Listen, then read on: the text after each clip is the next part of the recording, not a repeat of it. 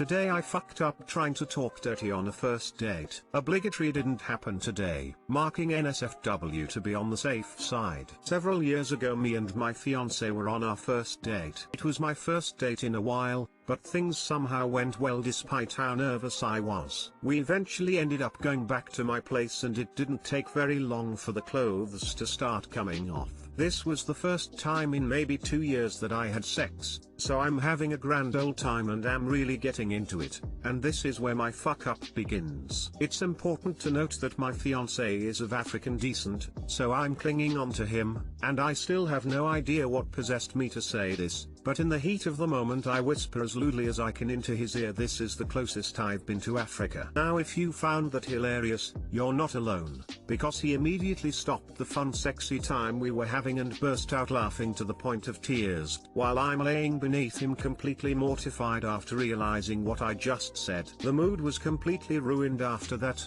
on account I couldn't get him to stop laughing. But luckily for me he still wanted to see me again after that for whatever reason. Unfortunately for me though, I would soon come to realize that my fiancé had a serious case of boomer humor, where once something is funny it stays funny forever and never gets old. Any chance he gets he says the phrase "this is the closest I've been to Africa" or some variation of it and never misses an opportunity to tell the story. Weddings, birthdays, baby showers, housewarming parties, D&D sessions, company Christmas parties, funerals, okay maybe not that last one, all are perfect opportunities to share how I had a brain fart during sex. Our anniversary was a few weeks ago and for a joke gift he got me one of those stupid shirts that have an arrow pointing to the side that says the infamous phrase "this is the closest I've been to Africa." He's tried bribing me several times to wear it out in public or at least take a picture with him on the side the arrow points to, but I don't see that happening anytime soon. Makes for a nice lounging shirt though. Too long didn't read, I blurted out something stupid during sex and my fiancé found it so hilarious he can't/won't stop until the entire world knows the story.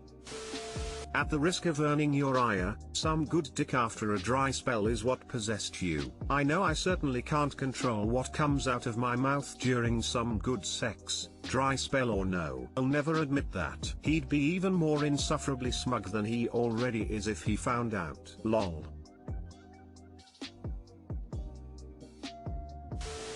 But did you bless his reins? I'll thank you to never say that again. That kind of humor is right up his alley. Lol. Op's husband tells the story. Real life Redditor, OSHT I've heard this before. This is you. Op is now Reddit famous IRL. For a second I thought someone was telling my wife's favorite story of our first night together. She came to a party my roommate and I were hosting, then we headed out to a club from there. This was a hip-hop club and on this night she and I were the only white folk in the joint. So we're drunk and having a great time and tearing up the dance floor when I yell, so she can hear me, "This reminds me of being in Africa." What only she and I knew was that I had recently spent a month in Kenya with my brother where we were always the minority at the nightclubs. I'm not sure how I didn't get my ass kicked that night, but apparently my wife thought it was funny enough to keep me around, and here we are 16 years later. Can we get a petition started for Op to take a picture in the shirt?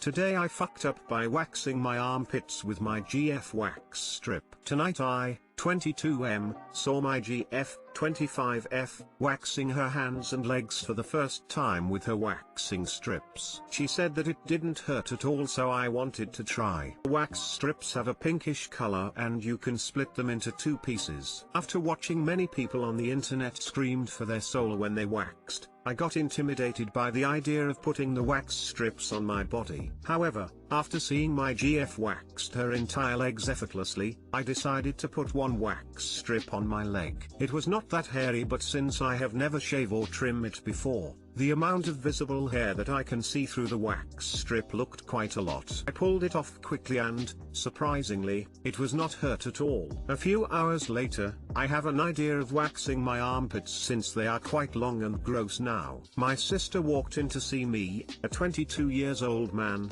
lying on the edge of the bed with both of my arms up, with 2 pink wax strips on my armpits. While my GF was laughing and taking photos of it, my sister decided to film the procedure for my mom to see. Little did she know that what happened next will be the most hilarious moment in waxing history. My GF pulled a strip on my left arm and it was hurt like hell. I looked over but the strip was still there. Turn out, my armpit hairs were too long and that wax strips only meant to use on arms or legs. The strip was too weak to pull my armpit hair off. It came back to where it was and left me with one of the worst pain in my armpit that I have ever experienced. My sister put a cold towel to cool the irritation but the strips still stuck on my armpits. I went to the shower and rinsed the wax strips off with hot water. But here is my nightmare, the wax residue couldn't be removed with hot water. My armpit hairs stuck together and start to twist themselves like a protein. Everything begins to stick onto my armpit skin, which gives me the most unpleasant experience of gluing my own armpits. No matter how hard I rinsed, the wax wouldn't come off. My GF finally came to rescue with a razor. She decided to shave my entire armpit's hair off. Since I have to keep both of my arms up to prevent my armpits from sticking together, my GF has to help me with the shaving. 12 AM at night, I was naked in the shower with both of my arms up, while my GF shaving my armpits. It was really messy since the wax kept getting stuck on the razor, but we could finally remove most of the twisted hairs. The wax residue on my armpits was still there, so I tried a couple of methods that I found online. Alcohol burns my skin but did not remove the wax. Vaseline could only remove some of it, but the process of wiping it off gave my armpits some bad rash. And then, I found the savior of my armpits. It's olive oil. My sister was still there to film me applying olive oil to my armpits. The wax residue finally came off but left my armpits looked bumpy, irritated, with a couple of hairs stranded in the middle of the battlefield. Waxing? Never again. TL, doctor. I tried to wax my armpits with my GF wax strips but it was not strong enough to remove my hair. My GF has to help me shaved off my armpit hairs due to the wax residue gluing my hair together. My armpits became bumpy and irritated now. Update, here is how it looks like after 12 hours. My GF never had to remove the wax before, so she didn't know that oil could help. Thanks for the advice, but I won't wax myself ever again. I'm a woman and I use those wax strips. You only put them on your armpit once, then never again. For future reference, oil gets that was off. I'm a bit surprised your GF didn't tell you. Those strips usually come with a napkin/wet wipe package that has oil on it. Off. I've stopped shaving down to the skin for sensitive bits, just taking a buzzer to make the hair as short as possible. I can't imagine the roughness of wax. Yep, buzzer all the way. I have to admit I don't trim it as short as possible though. Hair in those places is to aid with friction as well, so I always leave a little bit, like 5 mm or something. Looks nice, better than unkempt anyway. Decreases armpit smell when sweating and still functions to relieve friction when working out, so no irritation of the skin. Win all around. Your balls next please. That's like putting tape on a bin bag. You have to trim them first. You can't just go right in. You have to trim it down first, or this happens. As soon as Op said their underarm hair was long and gross, I knew where this was going. Always read the directions. Any box of waxing strips will warn against using them on hair longer than ½ an inch or so. And for obvious, to me, anyway, reasons. Nothing wrong with using wax strips on your armpits, but you must trim before waxing, otherwise it won't work, hence your experience. Today I fucked up by marrying a sociopath who faked having cancer and then divorced them. Like most today I fucked ups, this story actually happened in the past and I'm on a throwaway account to protect my anonymity. About 6 years ago, I was dating a girl who I had go to school with and reconnected with at a bar one night after blacking out from alcohol and marijuana. The start to any true love story. In our quest to escape reality, we really hit it off and started drinking and smoking pot pot pretty much every day and eventually got into the occasional harder drugs. This didn't seem like a problem at the time. Though we were both in the throes of substance dependency, it was easily ignored as socially acceptable. Fast forward a few years and everything seemed great. I had a great job. We had just moved into a nice apartment and we were deeply in love. She was my best friend and I saw us getting married and having a family one day. However, in the winter a few years ago, she gave me the devastating news that cancer from childhood had returned. It was heartbreaking to hear and I did everything I could to comfort her. I told her how I would take care of her and love her no matter what,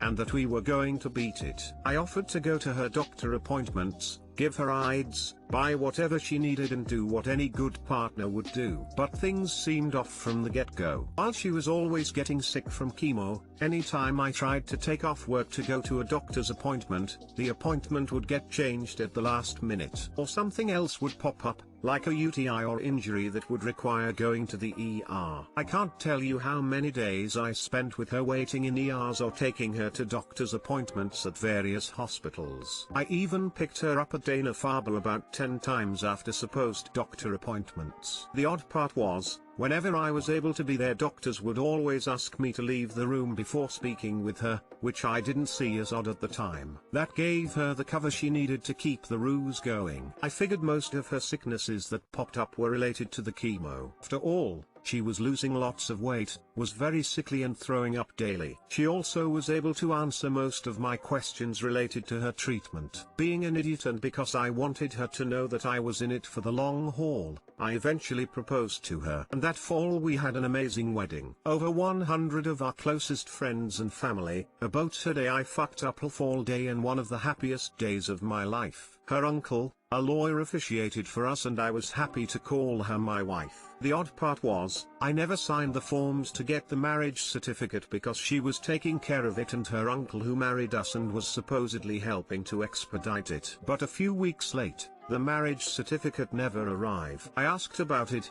and it was always in the mail. I found that odd, but bought the lie hook, line and sinker for the next few months. All the while, her illness would get better, then get worse, then get better. At this point, I was paying for everything, and she was down to working part-time according to her. I even gave her money to pay off her supposed medical bills. But then one day I saw her drinking while supposedly on chemotherapy medication and I realized that something was seriously wrong. I decided I had to confront her and I needed to hear about her illness from a doctor's mouth without her filtering it, because any time I brought up the doctors, she would get mad at me for being so incessant. In trying to get that appointment, she was able to delay the inevitable for a few more months, until I physically took her to her hospital and stood there as she asked to speak with her doctor. Shortly after, a doctor brought us to a room where she came clean about not having cancer and proceeded to have a mental breakdown and was institutionalized. I'll never forget how it felt sitting in the room as the lies of the past few years crumbled before me. It was the most pain I ever felt in my life and was like the past few years of my life were a complete lie. I should have ended it there, but stupidly I didn't. I decided to try to help her still through her actual illness, which had components of schizophrenia and bulimia. If I had to guess, I'd say it also had a component of being a sociopath, but I'm no psychologist. Anyway, she got out of the hospital after a few days and then went into an inpatient treatment, then outpatient, and then back and forth a few times over the next few months. Anyone that has ever dealt with bulimia knows it's a very hard to treat disease, and I had shrugged off all of her abuse and lies as being related to the bulimia. Eventually, when she was stable, we started planning to move to New Hampshire because her new job was in New Hampshire. Being the fool I was, I found a new job myself in New Hampshire. My first day I was let out early, and when I got home I found her drunk on the couch and surprised as ever to see me seeing her. Even with empty bottles around, she denied any responsibility and started getting mad at me. It was at that moment I knew there was nothing I could do. I finally kicked her out and started looking into a divorce. Problem was, I never got my marriage certificate. She eventually told me that the paperwork was never done and our marriage wasn't legal. Not believing her at this point, I literally ran a background check on myself to be sure she was actually telling the truth. which is odd because her uncle the lawyer married us. Thankfully it was the easiest divorce in history. Oh, I was fooled. I don't regret trying to be a good boyfriend and husband. I haven't seen her since the day I kicked her out, but I hope she eventually got the help she needed fighting her demons. I'm glad I was able to get help fighting mine, as the experience really messed me up for some time. I'm happy to say my life is so much better now. I'm in a loving relationship with someone who is trustworthy, and I haven't touched any drugs in over a year. I wish I didn't go through what I did, but I'm glad I made it out the other side. Frankly, I wouldn't believe this story if it didn't happen to me. But that's okay. I feel like I made it through hell and back, and it made me stronger and much wiser. She was never held responsible for her abuse and theft, but I will leave that up to universe to work out. I'm just grateful to be free. My only relationship advice is that it is okay to trust, but don't be a blind fool and deny reality, especially when faced with overwhelming evidence. Too long didn't read, married a sociopath who faked having cancer and then divorced her.